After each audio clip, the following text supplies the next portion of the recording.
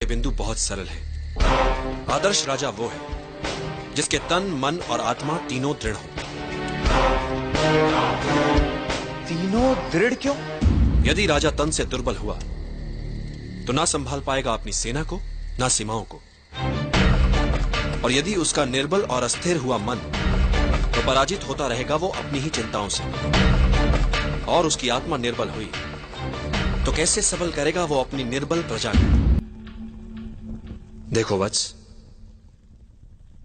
नियति तो यही कहती है कि अधिक पाना है, और अधिक पाने के लिए बहुत खतरा उठाना पड़ता है।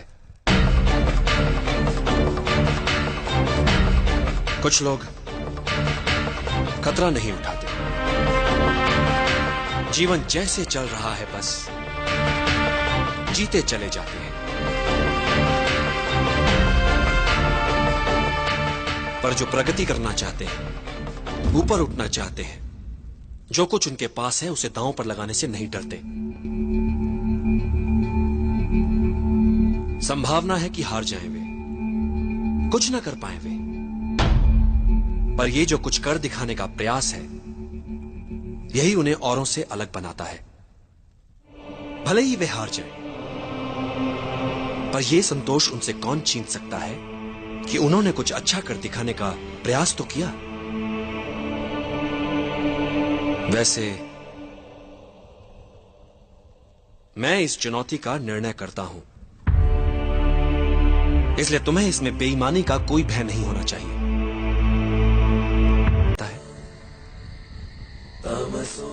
मैं क्या छीन सकता हूं इससे, ये तो तुमने देख लिया, पर मैं इसे क्या दे सकता हूं, ये नहीं देखना चाहोगे। मां से दूरी का दुख सहकर यदि ये तक्षशिला में भावी मगधपति होने की योग्यता प्राप्त कर लेगा, तो कितनों के दुख मिटाने वाला बन सकता है ये। कितनों के काम, कितनों का भला, क्या कुछ नहीं कर सकता ये।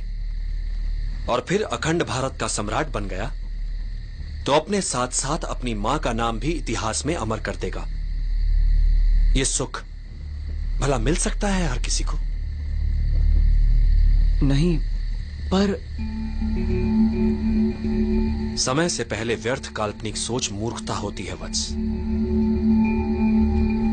अभी इसकी तीसरी परीक्षा हुई कहां है, उसे तो हो जाने दो।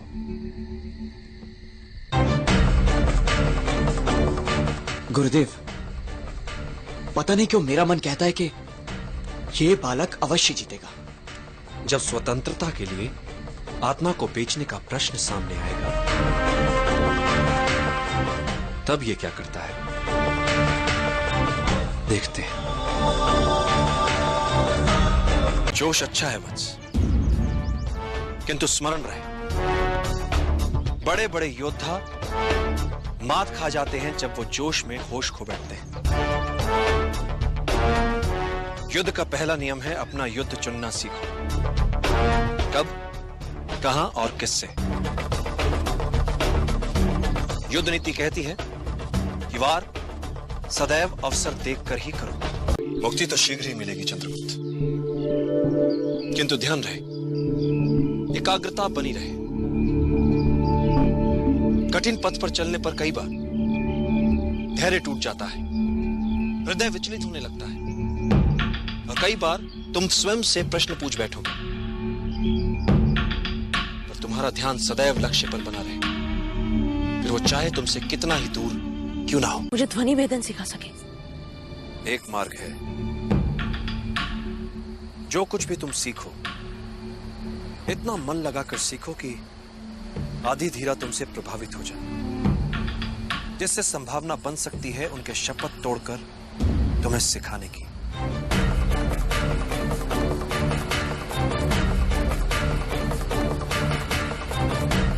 ये सब तुम पर निर्भर करता है। यदि तुम एकाग्रचित हो सको, अपने शरीर के साथ साथ अपने मन पर भी अधिकार कर लो, तो एक साधारण शरीर भी असाधारण कार्य कर सकता है, चाहे जितनी पीड़ा हो। यदि तुम्हारा मन उस पीड़ा को माने ही ना तो। इतिहास में ऐसे कई वीरों के विवरण हैं जिनका सर धड़ से अलग हो गया, किंतु वो युद्ध में लड़ते रहे, रक्त की अंतिम बूंद तक लड़ते रहे। उन योद्धाओं को गौरवान्वित करो, बता दो उन्हें कि अब तुमने संभाला है उनका उत्तरदायित्व। निद्रा भोजन भोग भय, ये नर पशु समान, ज्ञान अधिक इक नरन में, ज्ञान बिना पशु जान। चंद्रगुप्त, पृथ्वी पर कई जीव मनुष्य से अधिक शक्तिशाली थे। गाय, बैल, शेर, हाथी सभी मनुष्य से अधिक बलवान थे, किंतु राज किसने किया पृथ्वी पर? मनुष्य ने। कैसे? बुद्धि से। तुम्हें भी बुद्धि से लड़ने वाला योद्धा बनना है चंद्रगुप्त। यदि तुम अपने लक्ष्य को पूरी एकाग्रता से प्राप्त करना चाहोगे, तो आत्मिक बल वो कर दिखाता है कि साधारण लोगों को यह असंभव लगता है। एक महान योद्धा की क्या पहचान होती है चंद्रगुप्त? जो ही वो युद्ध में जीते, विजय उत्सवों में अपना समय गंवाए बिना अगले लक्ष्य को प्राप्त करने की योजनाओं में लग जाए। वीर यात्रा पिछले 15 वर्षों से आज तक इस यात्रा को कोई पूरा नहीं कर पाया, किंतु तुम्हें यह यात्रा सफलतापूर्वक पूरी करनी है चंद्रगुप्त।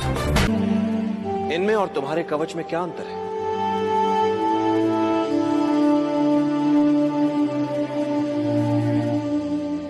तो फिर इस कवच का और इस वीर यात्रा का कोई महत्व नहीं आचार्य। मूल्य यात्रा का है, यात्रा में मिली वस्तु का नहीं। मैं कुछ समझा नहीं आचार्य। यही समझाने के लिए मैंने तुम्हें यहां बुलाया है चंद्रगुप्त। व्यक्ति को जब आगे बढ़ना होता है, तो सबसे पहले वो अपना लक्ष्य तय करता है, और जब वो व्यक्ति लक्ष्य की ओर बढ़ता है, राह पर निकल पड़ता है, तो मार्ग उसे सिखाता है, संवारता है, बनाता है, और यही अनुभव उसकी पूंजी होते हैं।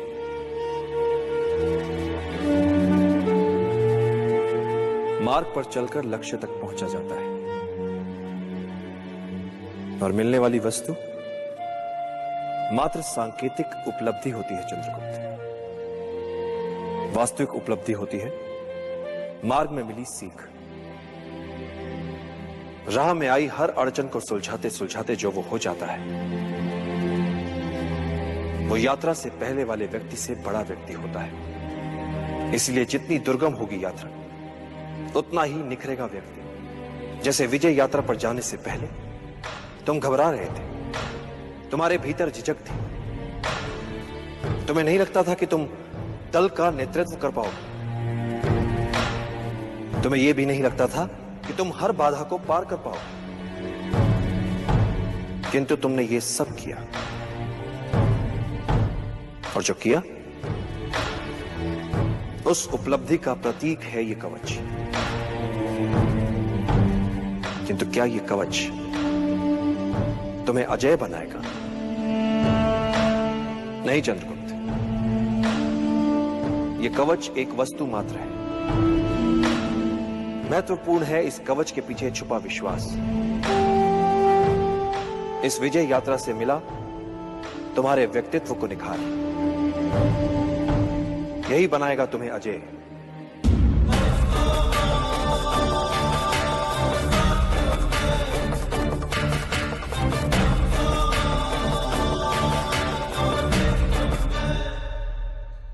आचार्य, तो क्या अब मैं अपनी मां को छुड़ाने जा सकता हूं?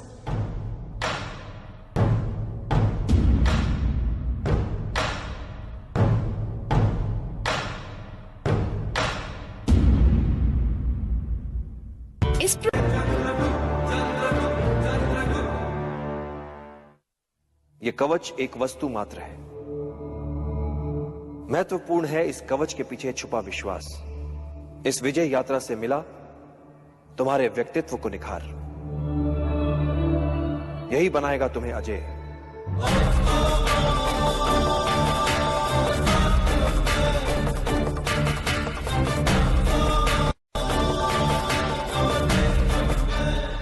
फिर कवच के लिए जो कथाएं प्रचलित थी वो सारी मिथ्या?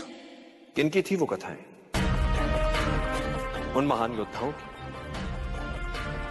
जिनकी महानता ने उनके कवच तक को इतिहास बना दिया। तो बड़ा कौन? वो कवच, वो व्यक्ति, या वो योद्धा, या वे कार्य, वे महान युद्ध जिनसे वो इतिहास में अमर हो गए।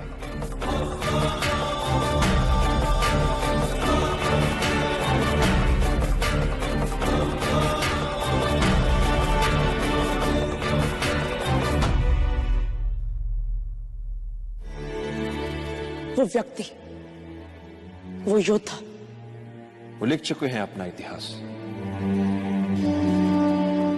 तुम्हें अपना इतिहास अभी लिखना है। जीने की इच्छा ही हमारी शक्ति है।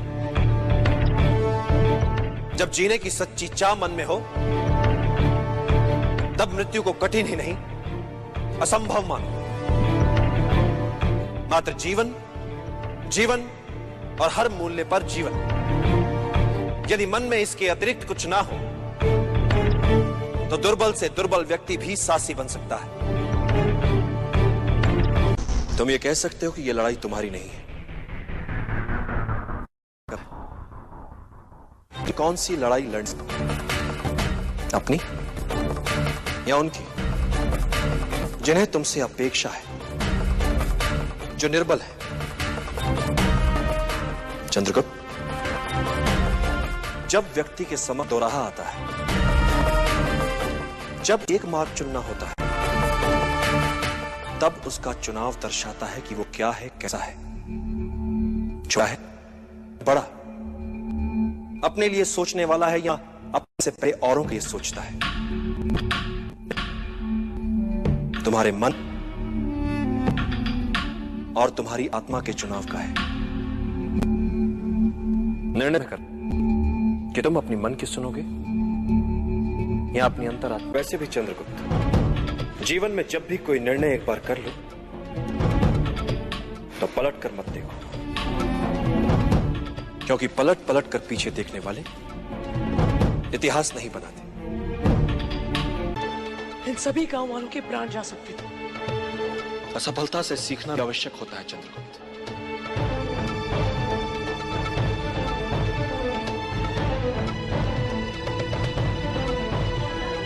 किंतु हर बार त्रुटि नहीं होनी चाहिए। यदि तुम त्रुटि दोहरा रहे हो, तो समझ लो कि कोई चूक अवश्य हो रही है। असफलताओं जीवन में बड़ा महत्व होता है। ये तुम्हें विनम्र बनाती है, शत्रु तक का आदर सिखाती है। बस असफलताओं से सीखने की चाह होनी चाहिए। इस असफलता को भी सीखने का एक और अवसर मानो। इस असफलता से मुझे क्या सीखना चाहिए आचार्य? जब भी कोई योजना बनाओ और यदि वो सफल हो जाए, तो क्या उससे बाहर कैसे निकलोगे? इस पक्ष को सदैव याद रखो। नेतृत्व क्या होता है? शत्रु या विपरीत परिस्थितियों के प्रति मन में उनका सम्मान होना। एक अच्छा राजा वो नहीं जो आक्रमण करना जानता है। एक अच्छा राजा वो है जिसे पीछे हटना भी आता है, पुनः संगठित होने के लिए समय जुटाना भी आता है। पीछे हटने में कोई लज्जा नहीं, ये अगले दिन नए उत्साह से लड़ पाओ। यही तुमने आज किया चंद्रका। गुरुकुल का हर पाठ होता है पूर्व निर्धारित, हर प्रश्न भी, हर प्रश्न का सही उत्तर भी। पढ़ाने से पूर्व जानता है गुरु कि उसे क्या पढ़ाना है, और विद्यार्थी के पास हर समय उपलब्ध होते हैं ग्रंथ। किंतु जीवन में कुछ भी पूर्व निर्धारित नहीं होता, न प्रश्न न उत्तर, न सहायता के लिए गुरु न ग्रंथ। जीवन में हर प्रश्न के एक से अधिक संभावित उत्तर, उचित उत्तर चुनना है बिना किसी सहायता के।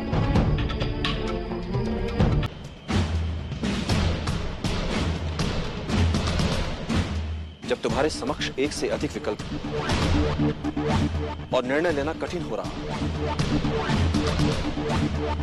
तो एकाग्रचित होकर, ध्यान लगाकर अंतरात्मा को सुनने का प्रयास करो। अंतरात्मा के संकेत नियति को स्वरूप देते हैं। नकारात्मक सोच बुरी होती है भद्र। ये एक प्रकार की संक्रामक बीमारी होती है जो अपने आसपास सब में निराशावादी दृष्टिकोण ही फैलाती है। इससे बचना चाहिए, सदैव सकारात्मक ही सोचना चाहिए। मैं चाहता हूं सकारात्मक सोच सबसे। योजना मात्र कल्पना भी लगे तब भी उस पर विश्वास करो और उसे सच बना दो। हर बड़े कार्य से पहले उसका सपना देखा जाता है और फिर उसे मूर्त रूप दिया जाता है।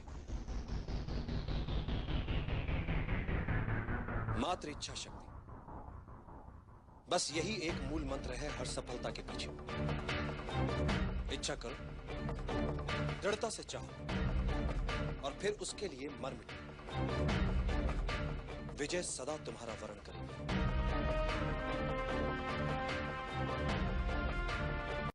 बच सकते हैं। अति बुद्धिमान क्या होता है?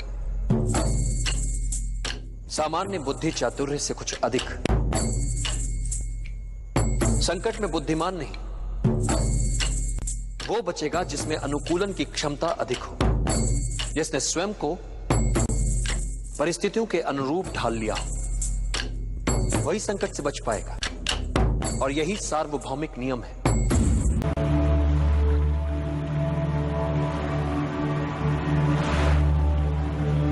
यह अवसर है पुनर्जन्म का।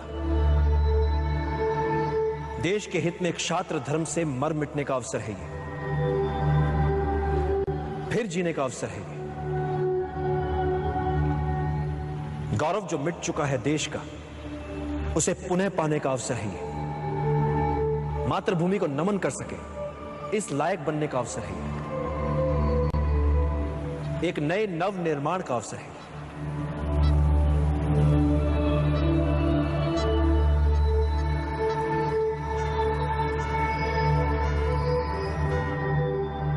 निर्णय आपको लेना है। चाहे तो आप सब अपनी पराजय के साथ जीवन भर सर झुकाकर पशुवत जी सकते हैं, या फिर अपनी मातृभूमि के लिए अपना सर्वस्व न्यौछावर करने के महाअभियान में मेरा साथ दें। मेरा सदा पराजय की अनित्यता में विश्वास रहा है। अनित्य होती है पराजय। व्यक्ति चाहे तो फिर से प्रयास कर सकता है विजय के लिए।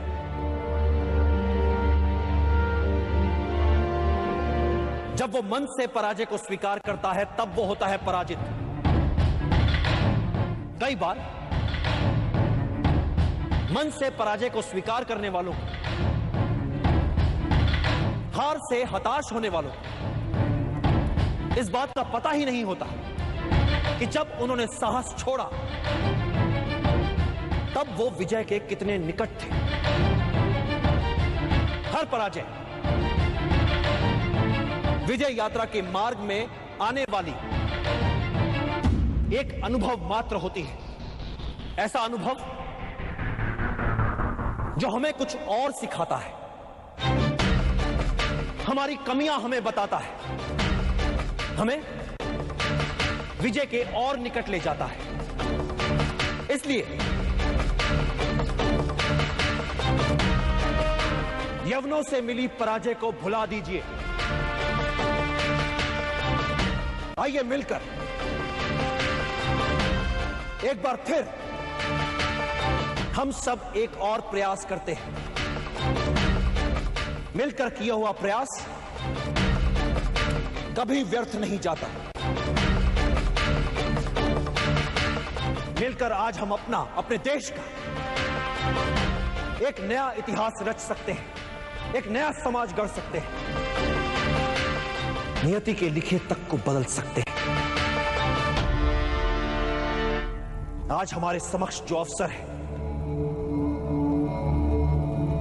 ऐसा अवसर भाग्यशालियों को ही मिलता है। अपनी मातृभूमि को विदेशी आक्रमणकारियों से मुक्त करवाने का अवसर, अपने ऋण से उऋण होने का अवसर, अपने राष्ट्र के नवनिर्माण का अवसर, अपने गौरव को पुनः प्राप्त करने का अवसर, अपनी मातृभूमि के लिए मर मिट जाने का अवसर। तो आइए अपनी मां की लाज बचाएं, मिलकर इन विदेशियों को मार भगाएं। निर्णय आपको लेना है।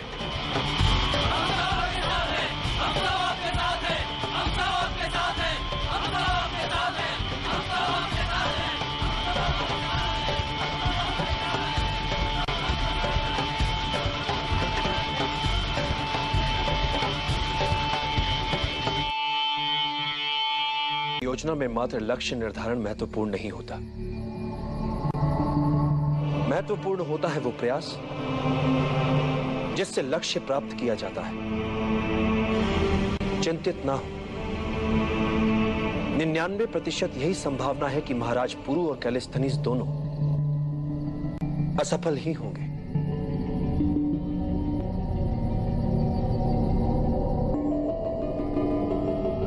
इसीलिए एक और वैकल्पिक योजना है मेरे पास।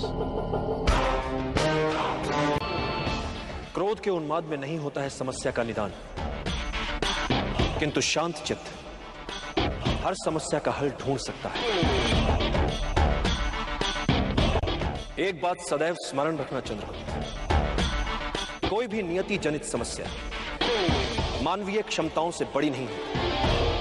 समस्या मात्र इतनी सी है कि अधिकतर लोग कठिनाइयों को केवल देखते रह जाते हैं, किंतु कुछ लोग कठिनाइयों के बीच रहकर भी अपने लक्ष्य को प्राप्त करने की क्षमता रखते हैं। इतिहास में केवल उन्हीं का नाम लिखा जाता है जो विषम से विषम परिस्थितियों में रहकर भी अपने लक्ष्य को दृष्टि में रखकर दैनिक समस्याओं में बिना उलझे लक्ष्य प्राप्ति के मार्ग में आने वाली कठिनाइयों को समूल सुलझा लेते हैं।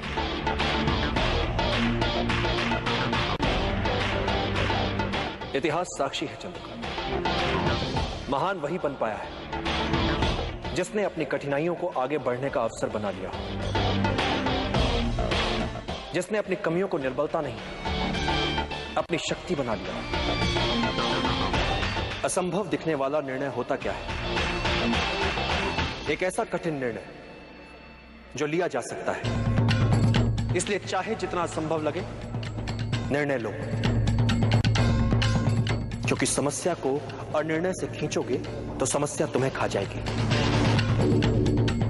निर्णय लेने में साहस करो, फिर देखो इतिहास तुम्हारा नाम कैसे अमर बना देता है। एक सरल नियम है चंद्रगुप्त,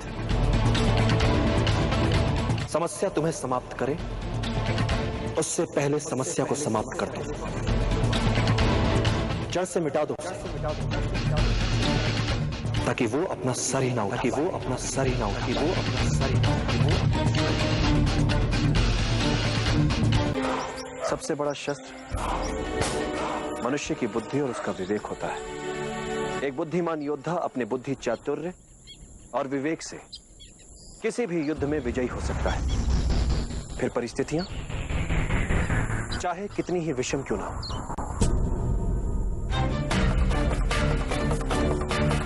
शासन के लिए सभी मनमाने अधिकारों का केंद्र नहीं हो सकता, क्योंकि मेरे विचार से राजा को एक निश्चित समय के लिए शासन मिलना चाहिए, जीवन भर के लिए नहीं।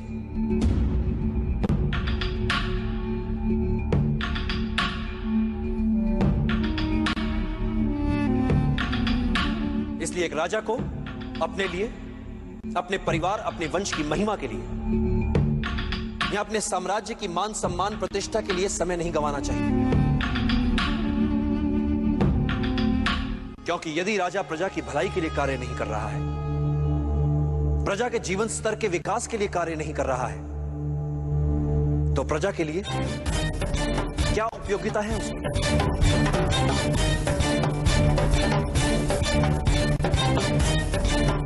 मैंने तुमसे कहा था ना कि चाणक्य बहुत गुणी है।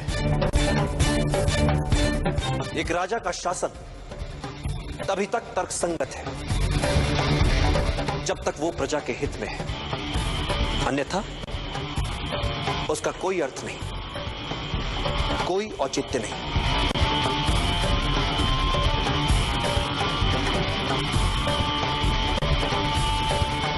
तो फिर आपके विचार से एक राजा की सही भूमिका क्या होनी चाहिए? एक राजा को सबसे पहले अपनी प्रजा के लिए सुशासन स्थापित करना चाहिए। एक मूल मंत्र है, बहुजन हिताय, बहुजन सुखाय।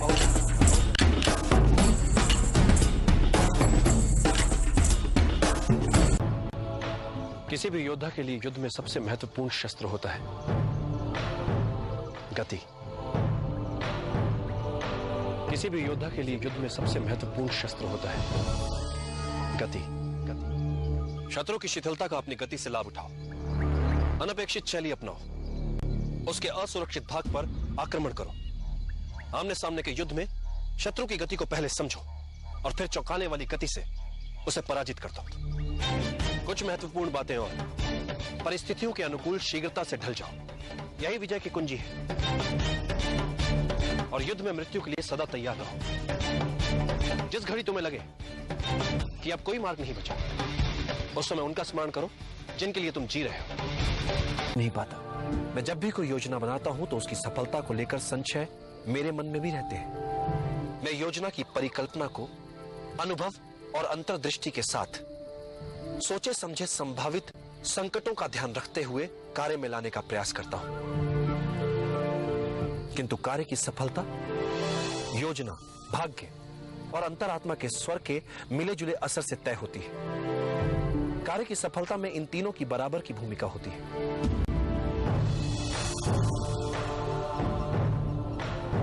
सफलता के लिए अर्जुन की तरह हो पाना उचित रहता है, मात्र लक्ष्य की ओर दृष्टि और कहीं नहीं। तो मैं सचमुच आपकी सहायता कर पाऊंगा। एक शिक्षक का महत्व तो समझ नहीं पा रहे, तो इस अभियान में क्या सहायता करोगे मेरी? माना कि एक साहसी योद्धा एक युद्ध जीतकर दिखा सकता है, किंतु एक शिक्षक किसी साधारण जन को उस युद्ध को जीतने के योग्य बना सकता है। किसी भी युद्ध को जीतने के लिए चुनौती उस युद्ध के लिए अच्छे योद्धाओं को ढूंढने में नहीं, चुनौती है साधारण जन को युद्ध का कारण बताकर उन्हें असाधारण बनाने में, जो एक शिक्षक ही कर सकता है। तुमसे बिना कोई मूल्य लिए एक सीख देता हूं, जिसकी मुझे लगता है आवश्यकता भी है तुम्हें। अपने विचारों को वश में रखो, क्योंकि यही तुम्हारी वाणी बनेंगे। अपनी वाणी को वश में रखो, क्योंकि यही तुम्हारा कर्म बनेगी। अपने कर्मों को वश में रखो, क्योंकि यही तुम्हारी आदत बनेंगे। अपनी आदतों को वश में रखो, क्योंकि यही तुम्हारा चरित्र बनेगी। और अपने चरित्र को वश में रखो, क्योंकि इसी से तुम्हारा भाग्य बनेगा। और सुखदा, उन्हें कैसे जगाया जाए आचार्य? एक निराशावादी को हर अवसर में एक कठिनाई दिख जाती,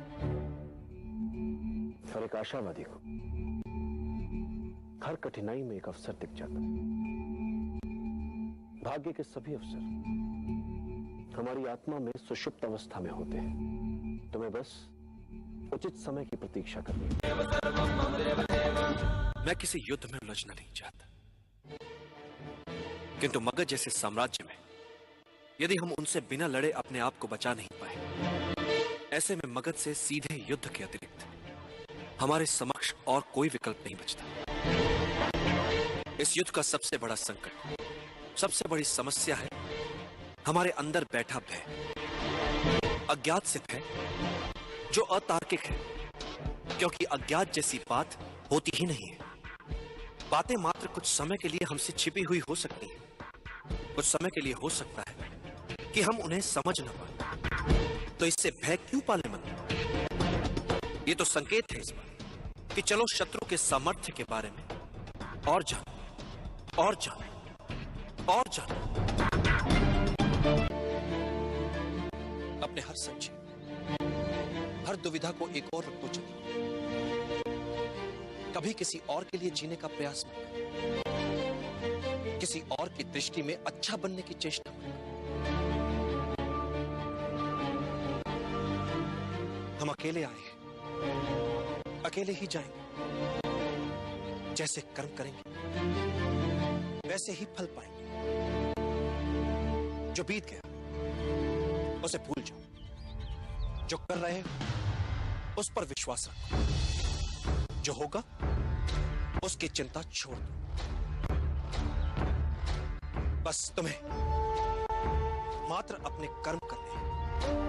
पुरस्कृत करने का कार्य नियति का है, करेगी। अच्छे कर्म अच्छे ही फल लाते हैं।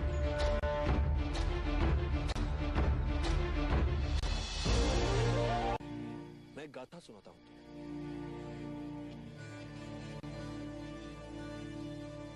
एक बार मार्ग में एक विषैला बिच्छू देखा जो नदी के पानी में डूब रहा था।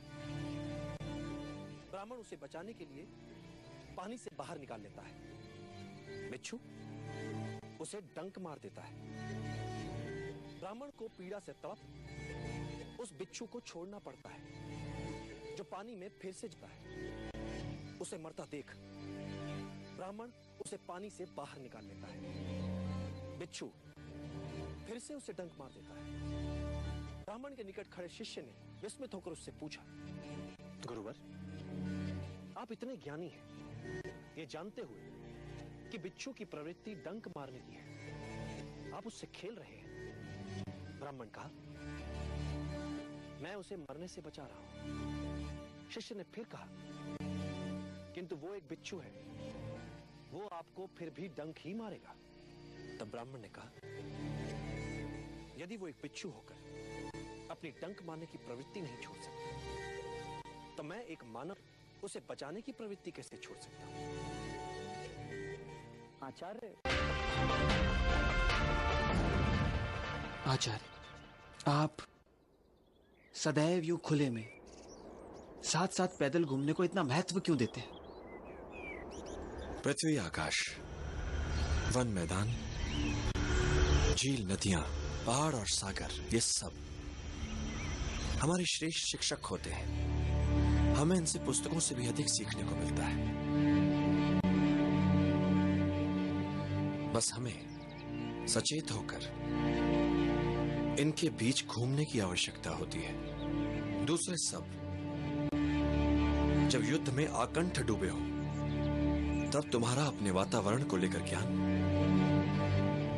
तुम्हें ऐसे अस्त्र शस्त्र प्रस्तुत कर सकता है जिसकी तुम कल्पना भी नहीं कर सकते। और जब तुम बचने के लिए छटपटाते हो, तब तुम्हारा ये प्रकृति का ज्ञान तुम्हारा रक्षक बन जाता है। मैं कुछ समझा नहीं आचार्य।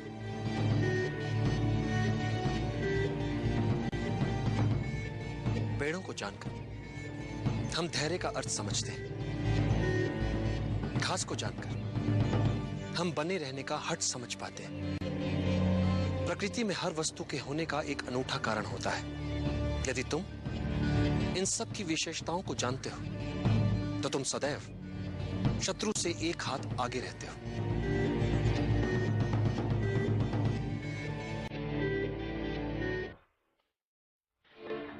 पसीने की एक बूंद बहुत सा व्यर्थ का रक्तपात बचा सकती है। कोई भी बड़ा कार्य करने के लिए मात्र उचित योजना ही आवश्यक नहीं है, उस योजना में संपूर्ण आस्था की भी आवश्यकता होती है। योजना यदि अच्छी है तो उस अभियान को पूरा करने वाले निर्णय भी अच्छे होंगे। इसलिए गुणीजन कह गए, अच्छी योजनाएं असंभव दिखने वाले स्वप्नों को भी जीवंत बना सकती।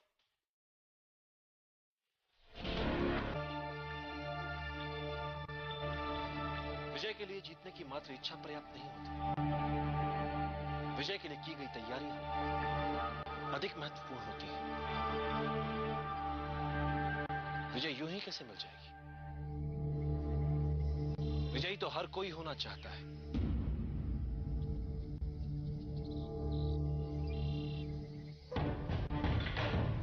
किंतु विजयी होने के लिए हर कोई समुचित तैयारियां नहीं करता।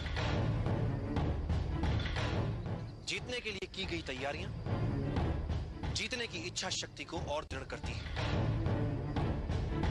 एक बार युद्ध आरंभ हो गया तो जीतने के लिए तैयारियों का समय बीत जाता है। चलते युद्ध में आप युद्ध करेंगे या उसे जीतने के लिए आवश्यक तैयारी? युद्ध के लिए की गई तैयारियों का अंतिम चरण मात्र होता है, जिसका निर्णय उसके लिए की गई तैयारियों द्वारा ही निर्धारित होता है। इसलिए विजय के लिए आवश्यक है विजय के लिए की गई तैयारियां।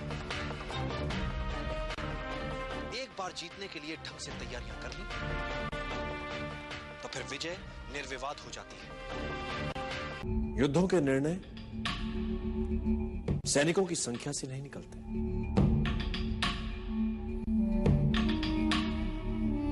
यदि तुम अपने शत्रु को जानते हो, तुम स्वयं को जानते हो,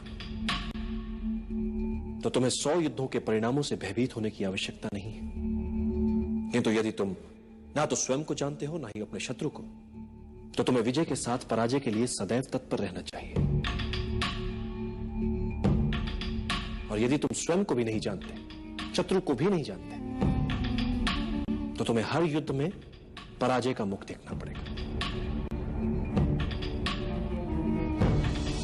तुम्हें समझदारी ज्ञान में नहीं, कल्पनाशीलता में होती है। और आज के युद्ध का भविष्य मैं अपने शिष्य की कल्पना पर छोड़ता हूं। डूबते हुए बेड़े से जीवित कैसे बचकर निकला जाए, किसी चूहे को सिखाना नहीं पड़ता। विजयश्री उन्हीं का वर्णन करती है जो कोई भी मूल्य चुकाने के लिए सदैव तत्पर हो। इसीलिए एक अच्छे योद्धा का आकलन बहुत सरल होता है।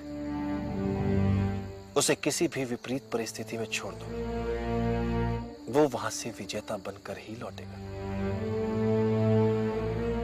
जो मेरा शिष्य करेगा आज। अखंड भारत का निर्माण करना है, कई योजनाएं बनानी है। जल गया ना हाथ? कैसा मूर्ख है तू, इतनी सी साधारण बात भी नहीं समझता। तरकारी का पात्र गरम है तो किनारे किनारे से खा। अब तो बीच में हाथ डाल देगा तो हाथ तो जलेगा ना मूर्ख।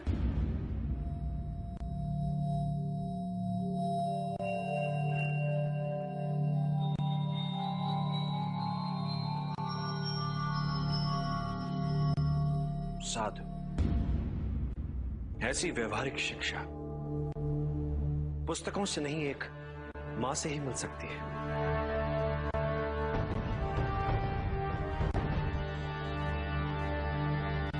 अब समझ आई मुझे मेरी भूल। सीधे पाटलिपुत्र में हाथ डाल दिया। हाथ तो चलना ही था, पहले आसपास परिधि के क्षेत्रों में डालना चाहिए था हाथ। किंतु हम अपनी असफलताओं से सीखेंगे। पहले पाटलिपुत्र के बाहर छोटे छोटे राज्यों को बनाएंगे अपना लक्ष्य, फिर एक चक्रव्यूह बना घेरेंगे उसे, फिर अंत में करेंगे पाटलिपुत्र पर आक्रमण। पहले परिधि, फिर केंद्र।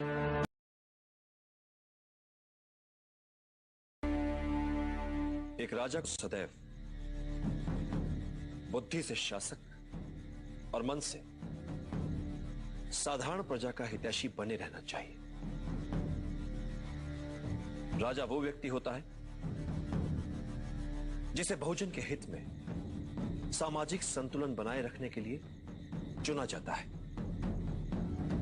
प्रजा ही अपने लिए एक राजा को चुनती है। इसलिए एक सच्चा राजा वो होता है जो अपनी प्रजा के हितों के उत्तरदायित्व का वहन करता है। उसके लिए प्रजा की सेवा और सम्मान उसके जीवन से अधिक प्रिय होते हैं। उसके लिए कठिन और अपेक्षित कार्य अपनी साधारण प्रजा में से किसी सर्वश्रेष्ठ को चुनना नहीं, अपितु उन साधारण व्यक्तियों में से किसी एक को सर्वश्रेष्ठ बनाना होता है।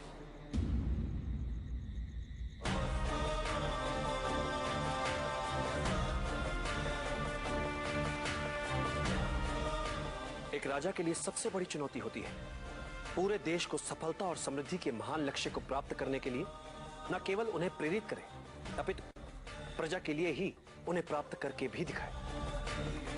एक राजा को उसकी सेना अमर नहीं बनाती और ना ही उसका धन वैभव। उसे अमर बनाते हैं उसके बनाए हुए मित्र, उसके किए हुए भले कार्य, उसकी अर्जित की हुई सद्भावना और सत्यनिष्ठा।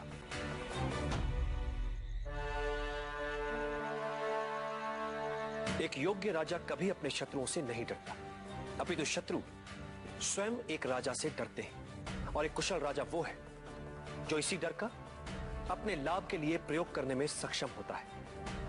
और बुद्धिमान राजा वो है जो राजा का कर्तव्य निभाते हुए भी ये कभी नहीं भूलता कि वो एक साधारण व्यक्ति ही है, जैसा कि प्रजा में एक साधारण व्यक्ति होता है।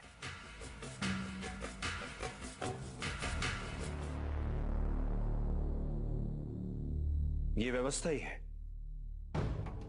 जो किसी को राजा तो किसी को प्रजा बनाती है। और ये व्यवस्था कई छोटे छोटे साधारण जनों से बनती है।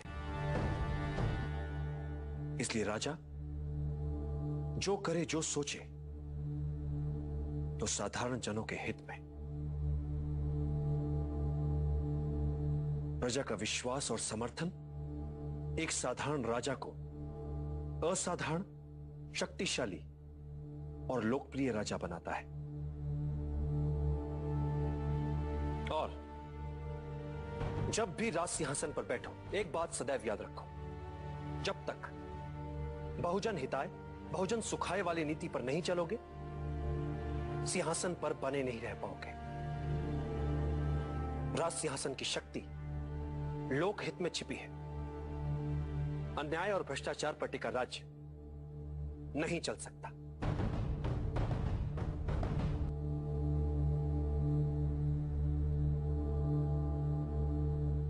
वचन देता हूं आचार्य, मैं सदैव आपकी अपेक्षाओं पर खरा उतरने का प्रयास करता रहूंगा। हमारा कार्य हो जाएगा।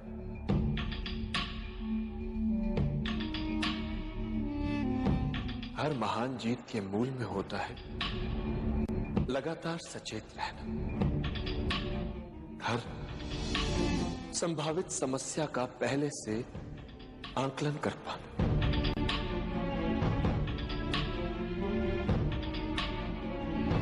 उन्हें समय रहते समझकर नए नए हल ढूंढना। सब कुछ छोटी छोटी बातों को ध्यान से पूरा करने पर निर्भर करता है। आचार्य, साधारण सी भूल कर सकती है सारा अभियान चौपट। इसलिए तुम नायक अपने उत्तरदायित्व से कभी मुंह नहीं मोड़ता। जैसे सफलता का सारा श्रेय अभियान के नायक को जाता है, वैसे ही एक सच्चे नायक को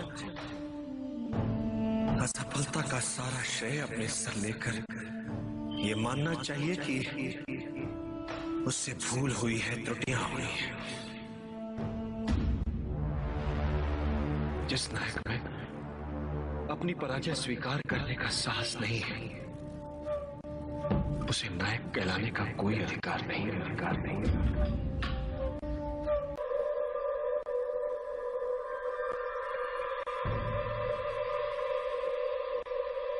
सफलता घेरे तुझे, मार्ग हो अवरुद्ध, पास ना हो धन तेरे, और काम हो अपार, भाग मत कर प्रयास।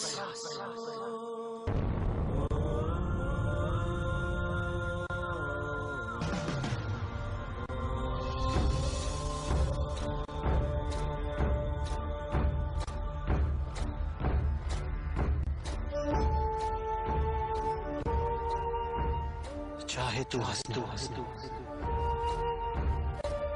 किंतु आंखें हो नम, भाग मत कर प्रयास। रात ही दिन निकलेगा, फिर सूरज दूर क्षितिज पार, भाग मत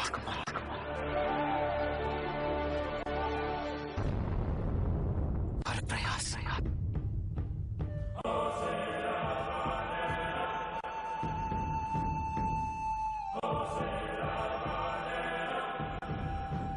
पीड़ा ही सुख है।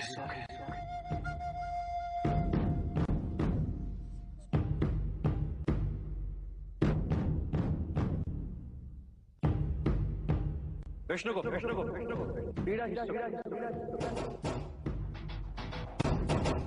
पीड़ा ही सुख है। सुखी है पीड़ा, सुखी है पीड़ा।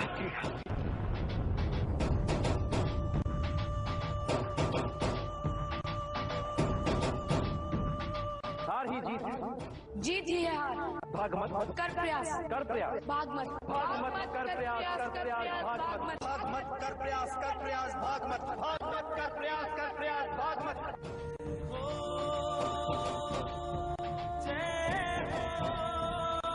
हार ही जीत है, जीत ही है हार। भाग मत कर प्रयास, भाग मत कर प्रयास, भाग मत।